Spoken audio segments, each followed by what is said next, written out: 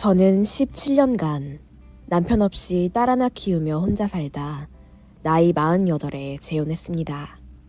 제가 이 사람을 만나지 않았다면 저는 아마도 지옥 같은 곳에서 벗어나지 못하고 하루하루 두려움에 떨며 끔찍한 시간을 보냈을지도 모릅니다. 제가 집을 뛰쳐나온 건 제 딸이 3살 되던 해였습니다. 전 남편은 의처증이 있었습니다. 매우 심각했죠. 결혼하기 전에는 그런 사람인 줄 전혀 몰랐습니다. 늘 저와 함께 있고 싶어하고 저의 모든 것을 알고 싶어 했지만 그것은 저에 대한 관심이고 애정이라고만 생각했습니다. 그런데 그 사람의 그런 행동은 의심하는 마음의 병 때문에 그런 것이었습니다. 결혼을 하고 난 후 전 남편의 의처증은 서서히 나타나기 시작했습니다. 그때만 해도 휴대전화가 없었을 때라 밖에서 전화할 일이 있으면 공중전화에서 전화를 걸었습니다. 시장에 갔다가 친정엄마 운동화 하나 사드려야겠다 싶어서 신발 사이즈를 물어보기 위해서 엄마한테 전화를 드렸고, 이런저런 얘기를 나누다 아버지 몸이 요즘 많이 안 좋으시다는 얘기를 들었습니다. 조만간 한번 가겠다고 하고는 전화를 끊고 돌아섰는데 아버지 건강이 안 좋으시다고 하니 저도 모르게 눈물이 흘러내려 눈물을 훔쳤습니다. 그런데 그 모습을 전 남편이 봤던 모양이었습니다. 집에 도착하니 남편이 누구랑 통화하기에 집에서 못하고 숨어서 공중전화로 통화하느냐고 하더군요. 어떤 놈이랑 전화를 하기에 눈물까지 훔치고 한숨을 쉬냐고. 내가 첫남자라고 하더니 사랑해서 못 잊는 놈이 있냐고 했습니다. 그래서 저는 무슨 소리를 하는 거냐고 엄마랑 통화했다고 하니 저보고 거짓말하지 말라고 하더라고요. 엄마랑 통화하는데 왜 집에서 안 하고 공중전화에서 숨어서 하냐고. 자기가 재발신을 누르면 그놈하고 연결될까봐 일부러 나가서 공중전화로 전화한 거 아니냐고. 혼자 이상한 상상을 해서 말을 만들어냈습니다. 그러면서 미친 듯이 화를 내면서 날뛰는데 저는 그 모습이 너무 무서워 할 말도 제대로 못하고 있었습니다. 그리고 나중에는 또 미안하다고 사과를 했습니다. 그렇게 화를 내서 미안하다고, 저를 너무나 사랑해서 질투가 나서 그랬던 것 같다고 완전히 다른 사람이 돼서 얘기를 했습니다. 전 남편은 제가 떠나버릴까봐 두려워하는 듯 했습니다. 자기를 낳아준 엄마가 자기를 버리고 떠났듯 저도 자기를 버리고 떠날까봐 무섭다고 했습니다. 그러니 자기를 불안하게 만들지 말라고, 늘 자기 옆에만 있고 자기만 쳐다봐달라고 했습니다. 그 남자가 그러면 한편으로는 숨이 막혔고 한편으로는 측은한 마음이 들었습니다. 저는 빨리 애를 가지려고 노력했습니다. 아이가 태어나면 그런 불안한 마음도 좀 사라질 것 같았으니까요. 하지만 아이가 태어나도 의처증은 나아지는 게 아니었습니다. 남편은 제 몸에 조금이라도 변화가 생기면 있지도 않은 다른 남자를 들먹이며 연관지었습니다. 집안일 하다가 부딪혀 무릎에 멍이 들면 어떤 놈하고 무슨 짓을 하다가 몸에 멍이 들었냐고 물었고, 아이가 손톱으로 제 목을 핥힌 것을 보고는 어떤 놈이 너한테 일부러 표시해 놓은 거 아니냐고 했습니다. 아무리 아니라고 상황을 설명해도 들으려고 하지 않았습니다. 처음에는 미친 듯 소리만 지르고 나중에는 집안 물건을 집어 던졌습니다. 그리고는 혼자 만들어낸 상상 속에 갇혀서 혼자 술을 마시고 혼자 괴로워하면서 제 몸을 함부로 다뤘습니다. 저는 남편이 그러는 것이 너무나 싫고 끔찍해서 거부하면 다른 놈 때문에 그러는 거냐고, 저 아이도 내 아이가 맞느냐고 미친 소리를 했습니다. 저를 의심했다, 달랬다. 결국엔 폭행으로 이어지더군요. 그리고는 또다시 자기가 잘못했다고, 저를 너무 사랑해서 그랬다고 싹싹 빌었습니다.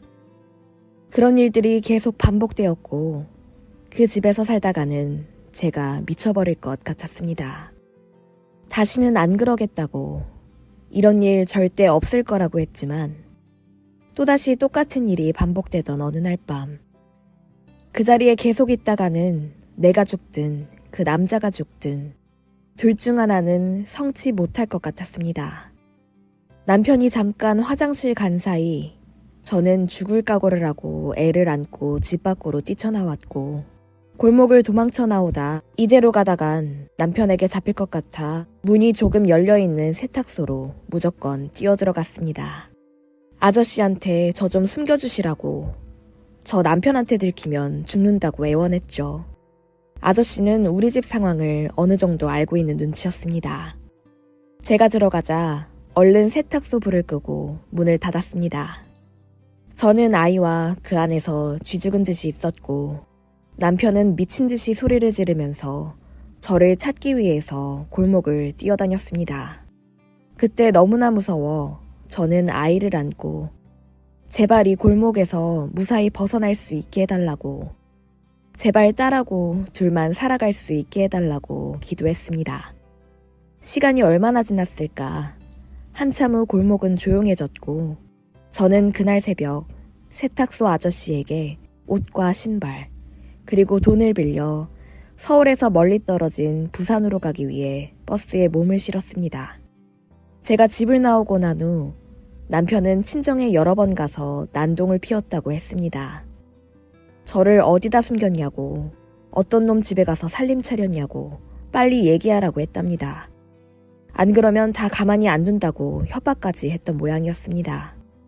그 얘기를 듣고 친정오빠가 달려가서 한 번만 더 찾아오면 그때는 멀쩡한 몸으로 못 갈 거라고 전 남편에게 경고를 했고 전 남편은 그 후로는 친정을 찾아가는 일이 없었다고 했습니다. 그 후로 저는 부산에서 정착하고 살았습니다. 저는 혹시나 남편이 찾아올까봐 친정 부모님 외에는 아무하고도 연락하지 않고 지냈습니다. 세탁소 아저씨한테는 연락 한번 드려야 되는데 그러지 못해 그것이 늘 마음에 걸렸죠. 그때 전화번호라도 하나 받아서 왔어야 했는데 급하게 오느라 아저씨 이름도 전화번호도 모르고 제대로 인사도 못한 채 부산으로 왔습니다. 제가 알고 있는 건 세탁소 이름밖에 없었는데 세탁소 이름으로 전화번호를 찾아보려고 했지만 전화번호 등록이 안 된 건지 찾을 수 없었습니다. 한번 찾아가서 빌린 돈도 갚고 빌린 옷과 신발도 갖다 드리고 싶었지만 혹시 그 골목에서 그 사람과 마주칠까봐 엄두도 내지 못하겠더라고요. 그렇게 세월이 한참 흘렀습니다. 아이가 학교 갈 나이가 되어서 동사무소에 가서 서류를 정리하다 보니 남편과 이혼 처리가 되어 있었습니다. 이혼 처리된 날짜를 보니 이미 1년이 넘어 있더군요. 생각지도 못한 일이었고 그 굴레에서 벗어나고 싶었는데 남편과 이혼 처리가 된 것을 보고 나니 무거운 짐을 내려놓은 듯 너무나 홀가분했습니다. 저는 이게 어떻게 된 일인가 싶어서 동사무소 직원한테 물어봤습니다.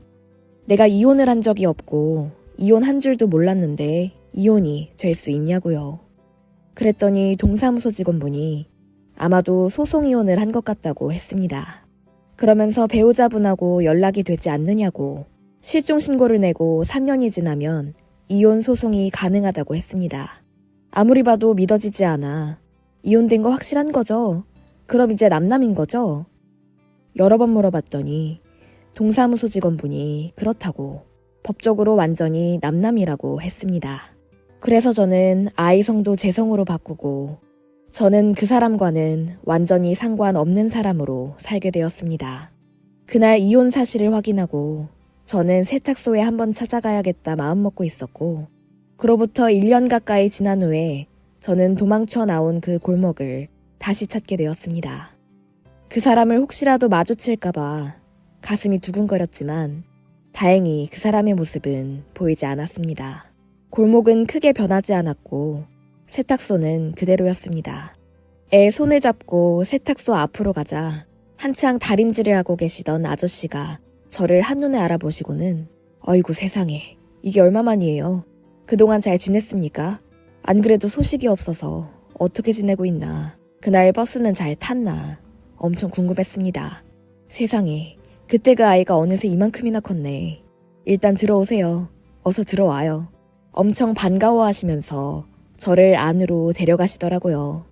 그러면서 어떻게 지냈느냐고 근황을 물으시기에 부산에서 자리 잡고 옷가게에서 일을 하고 있다고 근황을 말씀드렸고, 집이 너무 조용하기에 아이들하고 아주머니하고는 잘 지내시냐고 아주머니가 안 보이신다고 했더니 이 세상 떠난 지 4년이 넘었어요. 아마 애기 엄마 떠나고 얼마 안 돼서였을 겁니다. 일하다가 말고 가슴이 너무 아프다고 하기에 무슨 문제가 있다 싶어서 병원으로 갔는데 심장 질환이 있다고 했어요. 그래서 심장 조영술을 받았고 수술이 잘 돼서 집으로 왔는데 그래도 가슴 통증이 너무 심하다고 흉부외과에 연락을 해서 치료를 받기로 했는데 그날 밤 갑자기 세상을 떠났어요. 부정맥으로 인한 심정지라고 했어요.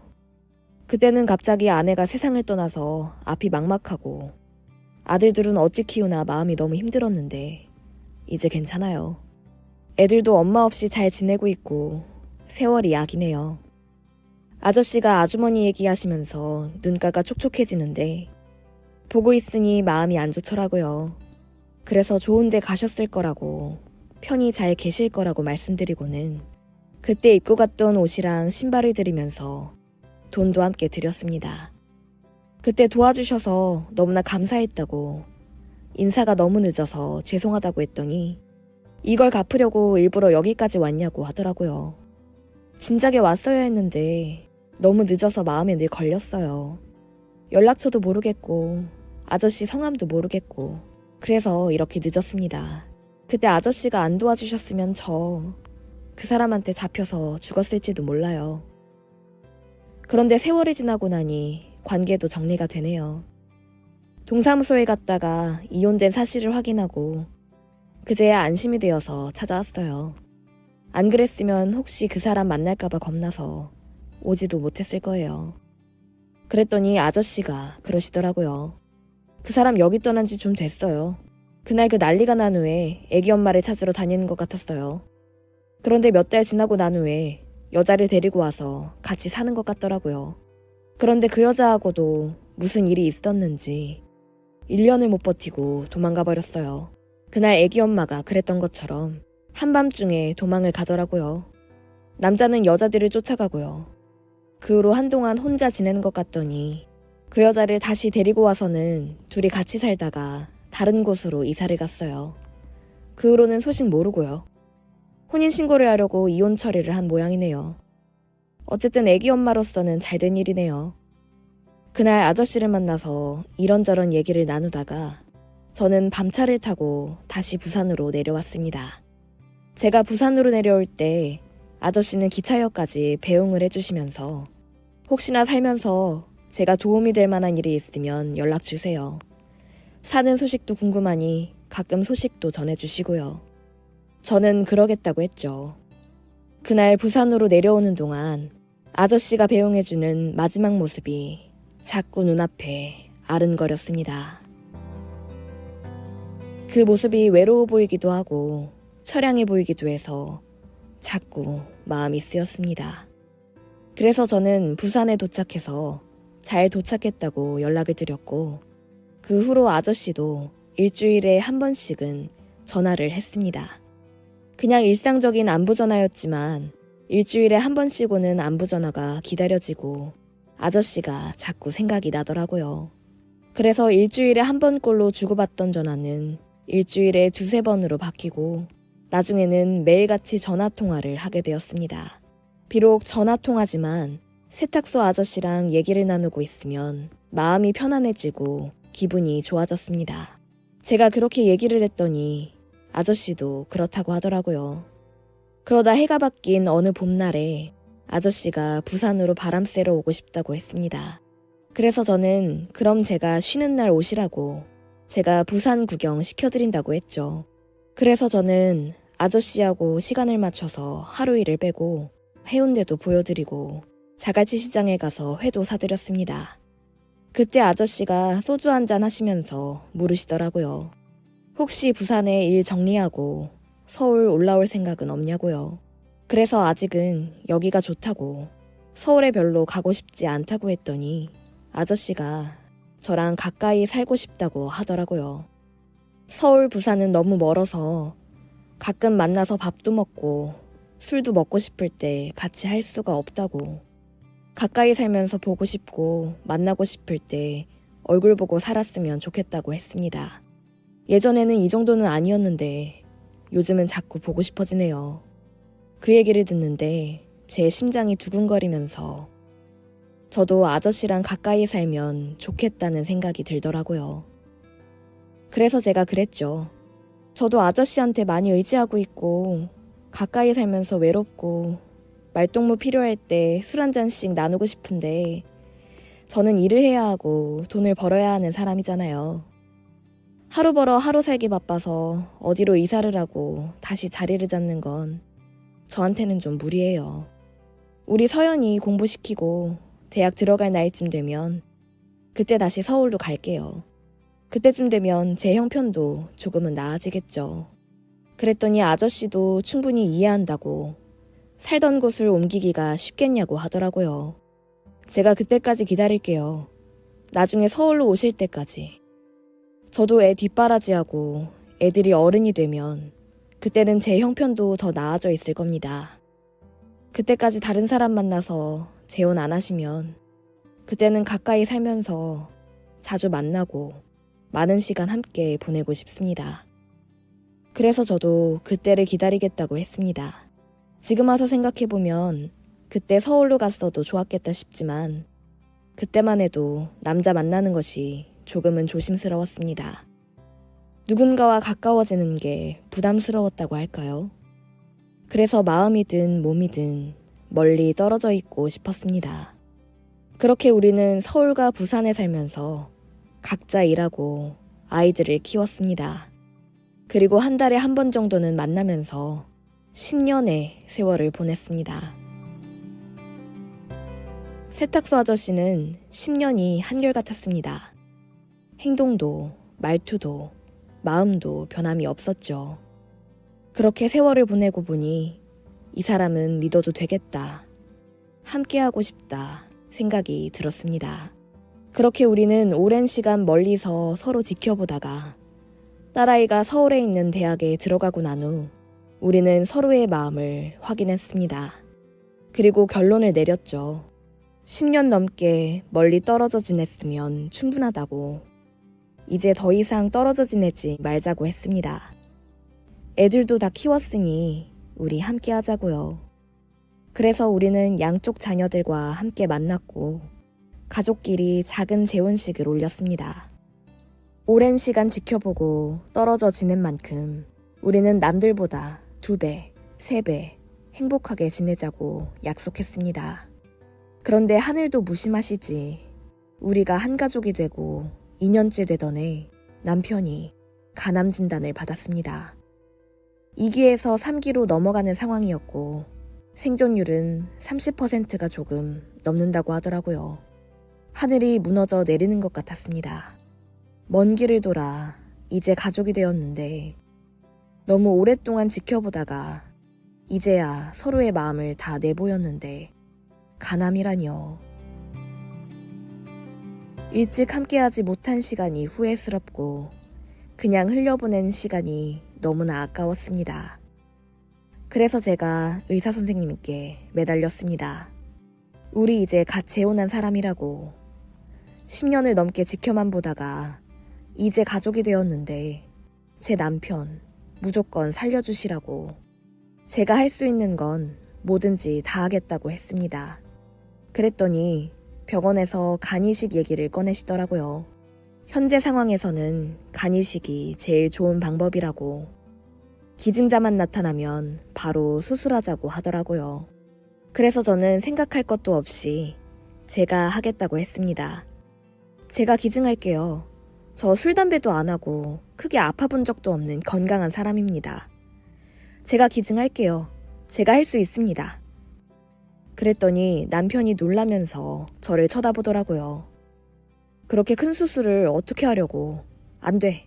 그렇게 할 수는 없어. 그냥 절제 수술 해주세요. 수술 잘해주시면 되잖아요. 수술한다고 죽는 것도 아니고 그냥 절제 수술하겠습니다.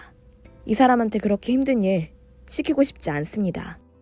그랬더니 의사 선생님이 그러더라고요.